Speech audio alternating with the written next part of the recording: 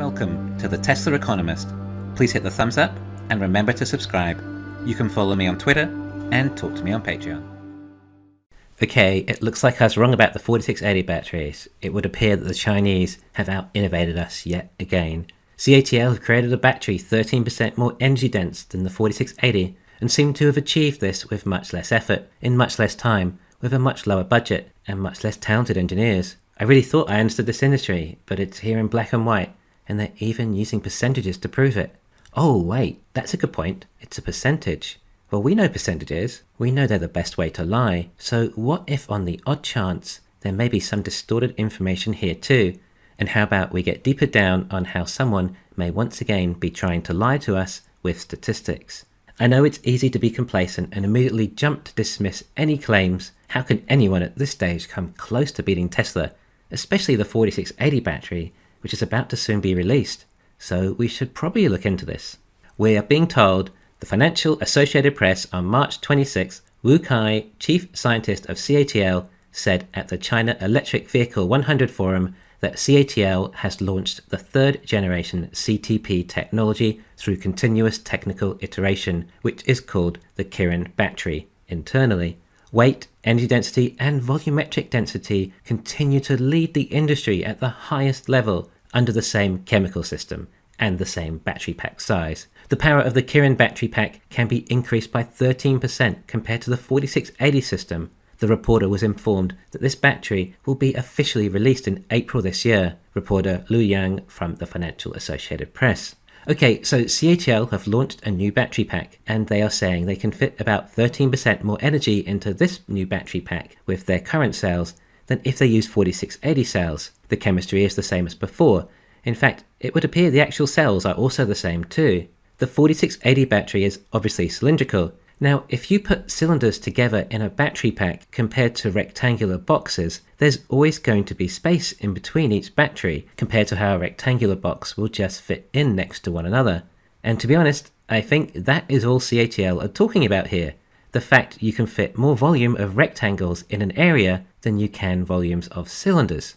I think that's pretty much it. In addition to that, prismatic cells are larger, and thus you can place more jelly roll into the can if it is shaped like a rectangle than a cylinder due to the volume to surface area ratio. In other words, less casing required per kilowatt hour of cell, possibly compared to the 4680.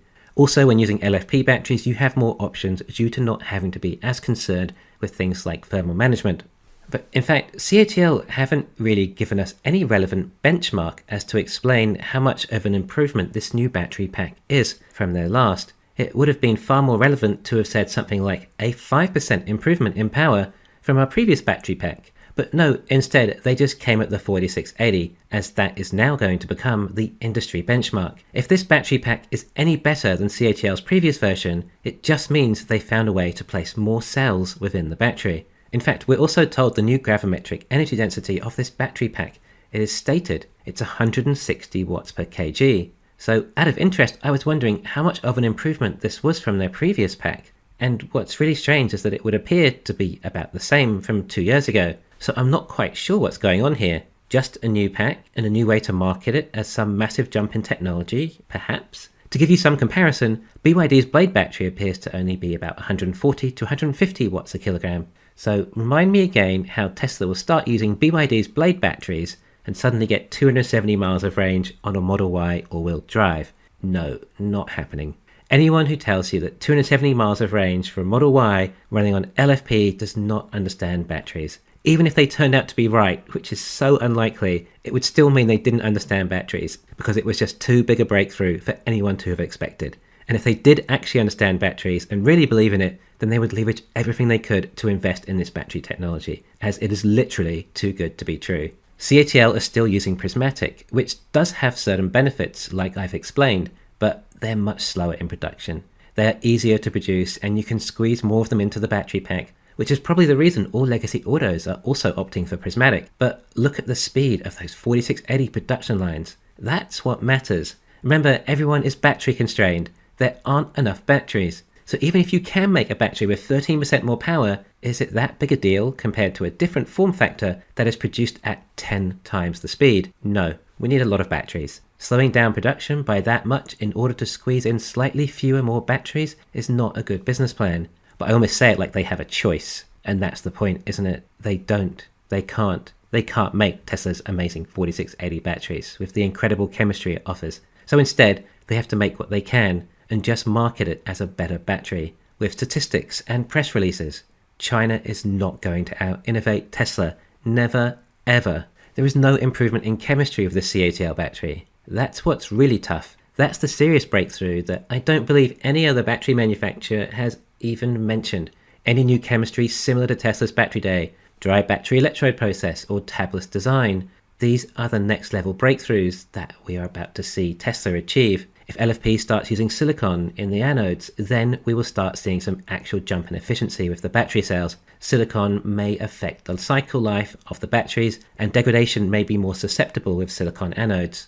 Or if LFP cars are about to use structural battery packs too, that would make a difference. You would have thought that all the EV manufacturers would have been working on this, as it would have provided the necessary range increase that they so desperately need. Except we haven't heard anything about them moving to cell-to-vehicle integration. Maybe it's difficult or something. But can't Tesla benefit from the CATL pack in their LFP vehicles? Well, I think Tesla make their own battery packs anyway, and they may be even better than this new CATL one for all I know.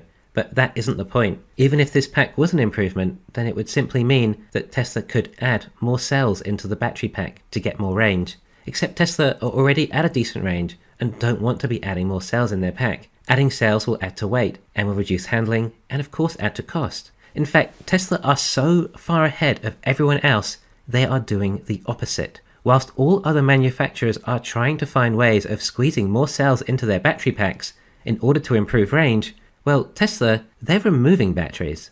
Tesla are done competing, trying to make cars with the longest range. It's a fool's errand, so leave it to the fools.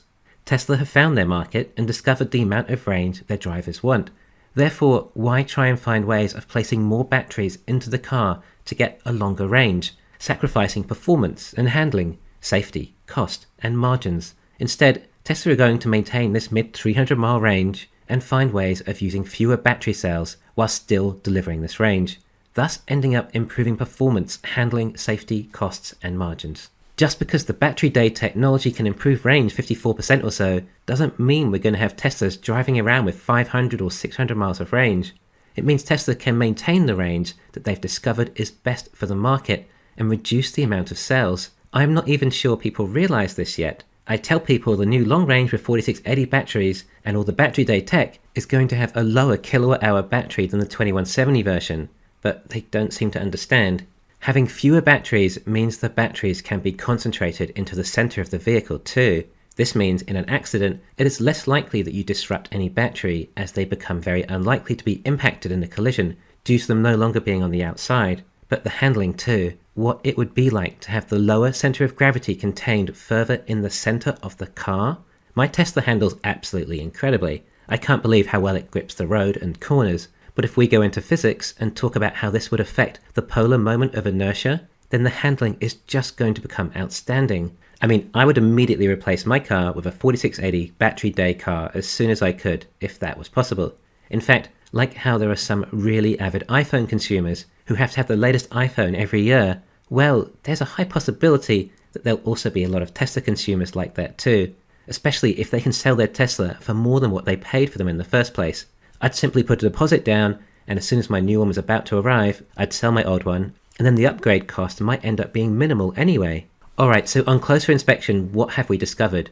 I think this is nothing more than them just saying you can fit a higher volume of rectangles in the same area as you can cylinders. I'm not even sure if this pack is much of an improvement from their previous version. It seems to have 3 options though, which they can add different quantities of cells. Perhaps that means CATL can reuse the same pack for a lot more of their customers, ranging from perhaps 20 kilowatt hours to 80 kilowatt hours or something.